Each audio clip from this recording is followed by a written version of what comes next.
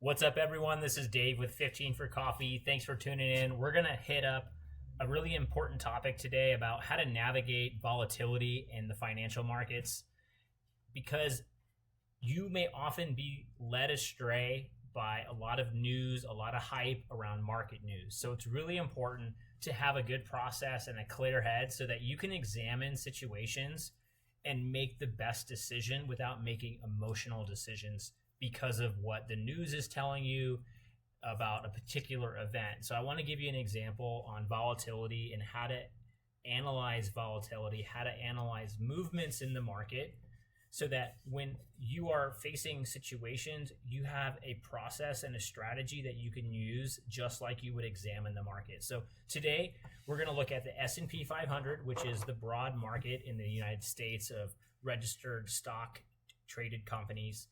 And we're going to look at a lot of what's happened in the last couple of days. There was a 3% drop in the US market, which caused a sell-off in Japan and the world, and it just caused this whole mess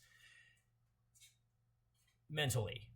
Honestly, it didn't really do a lot. Corrections are normal. Volatility is normal. That's something that you really want to be aware of if you look at the market. So what we're going to do is we're going to do a little bit of technical analysis so that, again, this is for your business English so that you can use this as a way to apply to your interactions and have a process to go in and have really good conversations with people no matter which field that you're in and you're an expert in.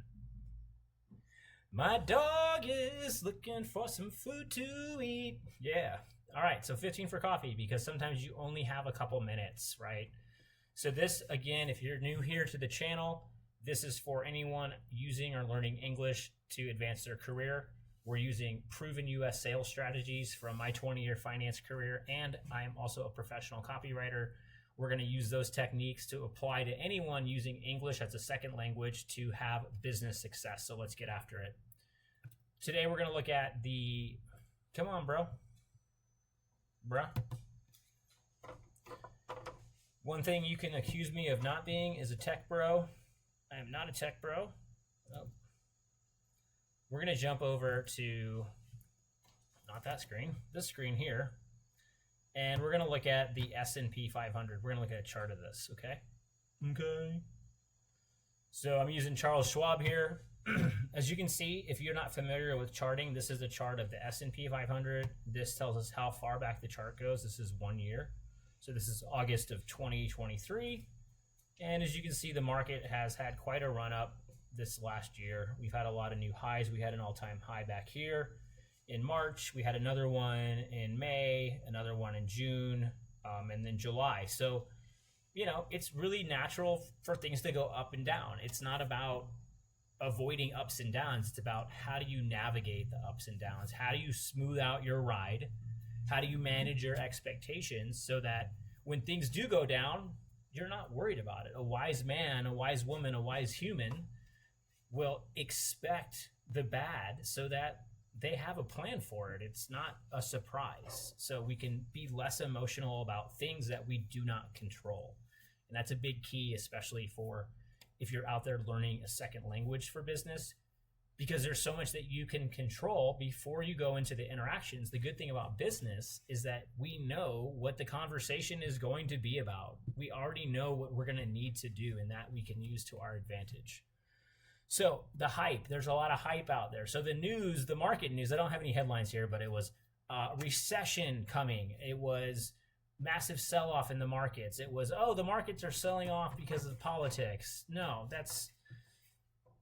I mean, what happened was, okay, so U.S. jobs have been beating expectations month after month. We have record unemployment right now. But this month, unemployment came in, and we were a little high on unemployment. It went from 4.1% to 4.3%. And that caused fears of a recession. That caused some panic, if you will. And there was a stock sell-off, which again is normal. You have it here. As you can see in the chart, you have a sell-off. This is the last sell-off. This is last week from here to here. I don't know if you guys can see that. Let me get in a little closer. So from here to here, excuse me, you have a sell-off. And if you jump over here, you have a similar movement here So, and then you have it again here. Let me back out a little bit. Come on, computer, you can do it. I believe in you. Okay, so anyway, point is you have a lot of sell-offs. And if you go back a little bit more, we're only 1 year chart. Let's kick it back to like 5 years. Let's look at this. Look at this. Oh yeah, 2020. The market dropped a bunch, but look, and this is kind of crazy. Even before COVID was even even close to being under control, the market magically recovered. Which, okay, but look at these drops, and then it comes back up. But look at all of it. The point is, there's volatility everywhere. So what happened was jobs reports come out, bad reports. It caused some fears. Tech supports were weak. AI anticipations were weak. I believe it was expectations on AI. Something around AI happened. And so people panicked, and then the stock market sold off. The stock market sold off, past tense. And then because the stock market sold off, it triggered this technical rule that said that if the stock market falls more than 3%, it could be a signal of a recession given other economic indicators. It's called it's someone's rule. Some nerd made it up. I'm just kidding. I'm just kidding. So that triggered a global sell-off, and then the markets seem to have recovered. But when you read the headlines, excuse me, when you read the headlines, you would think it's the end of the world, right? The stock market's selling off. Oh, there's a global recession happening. Just calm down. Just relax. Volatility is part of the journey. It's part of the experience. So let's go back to this monthly chart, right? This is the last month, and it's on 30 minutes intervals. So we're just going to do daily. We're looking at daily data here. But look, excuse me, geez, Louise. Let me go running. So this is what it was. It was right here. This is what caused all of this. And then it bounced back, and we closed down a little bit today. So it's all a matter of perspective, guys, everyone. It's a matter of perspective. When you look at this, you're like, oh my gosh, look at this drop, right? It seems like a lot. But when you take a step back, pull back, get a bird's eye view, and you realize things are going well, things are progressing. We do this a lot in our own life. I do it all the time. I say, I'm not getting the results I want. You are, but the results, they come over time. Sometimes you're going to go up, and sometimes you're going to go down. But what happens over the long run that really matters.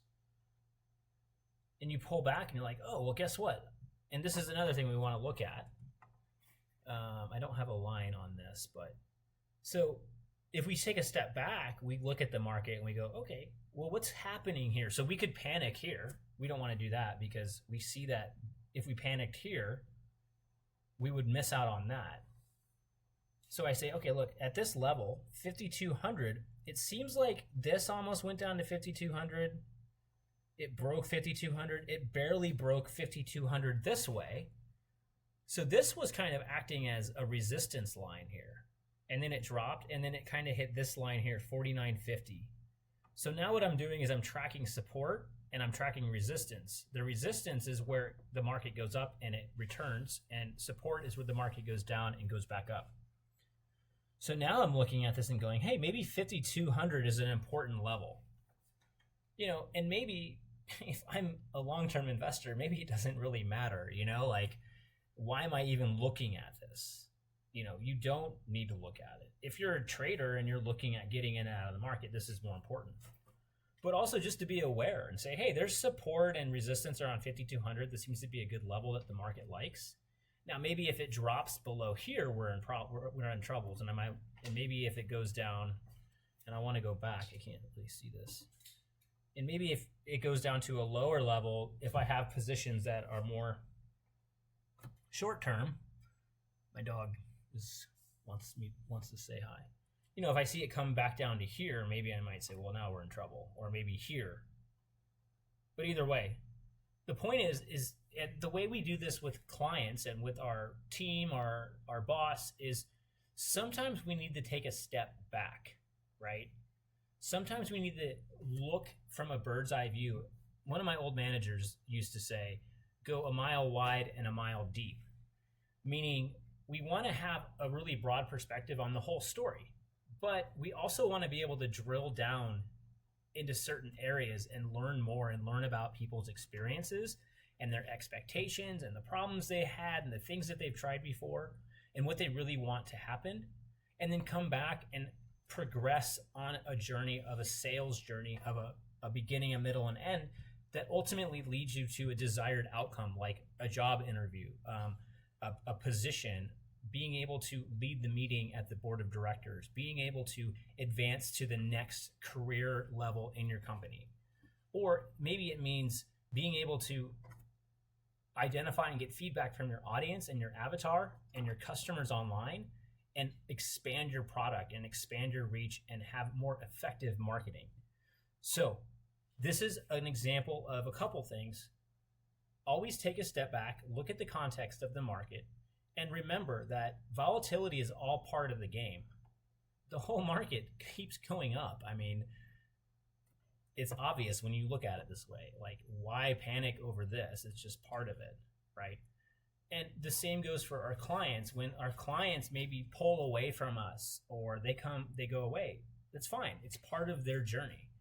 Our job as professionals is to be the leader, to be the guidance, to provide the service so that you can empower other people to make more powerful and better decisions of their time, money, and energy. So I hope this helps out a lot, and don't be afraid of volatility, and embrace it, expect it, and you're gonna have a much more relaxing ride. If you guys like this content, go ahead and subscribe and like, and stay tuned for more. Comment in the bottom if you have any questions or you have anything specific that you'd like to learn more about. Love to do it for you.